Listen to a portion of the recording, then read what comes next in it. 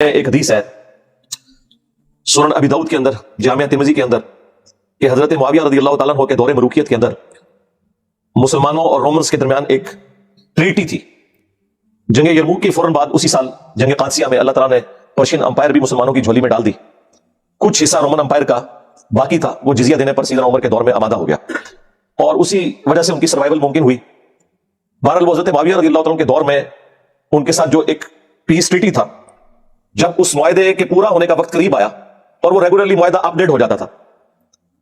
تو حضرت معاویہ نے یہ ڈیسیژن کیا کہ ہم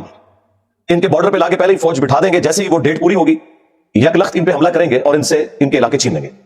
تو وہاں پر ایک صحابی کھڑے ہوئے، انہوں نے اپنے گھوڑے کو ایڑی لگائی اور مسلمانوں کی فوج کے سامنے آ کے کھڑے ہو گئے، سینئر صاحب میں سے تھے، اور انہوں نے کہا کہ آپ یہ کام نہیں کر سکتے، کیونکہ اللہ کے نبی علیہ السلام نے ہمیں منع فرمایا تھا کہ جس قوم کے ساتھ ہمارا معاہدہ ہو، جب تک اعلانیہ جنگ ڈکلیئر نہ ہو اور معاہدہ توڑ نہ دیا جائے جس میں اگلی قوم کو بھی جنگ کی تیاری کی ایک مہلت مل جائے، اس وقت تک ان کے اوپر جنگ مسلط نہ کی جائے۔ قرآن پاک کا بھی حدیث کا انہوں نے حوالہ دیا۔ تو اس ایک بندے کی وجہ سے حضرت معاویہ رضی اللہ تعالیٰ عنہ کو اپنا ڈیسیژن واپس کرنا پڑا۔ آپ اندازہ کریں، وہ لوگ جو ہمیں کہتے ہیں جی محبت اور جنگ میں سب کچھ جائز ہے، ان کے منہ کے اوپر یہ تماچا ہے کہ اسلام میں محبت اور جنگ میں سب کچھ جائز نہیں ہے۔ سب کچھ جائز اسی صورت میں ہوگا اگر قرآن و سنت میں کوئی چیز جائز ہوگی۔ صحیح بخاری میں نہیں آتا کہ معاہدہ لکھا جا رہا تھا، اسی دوران اسی سہیل ابن عمرو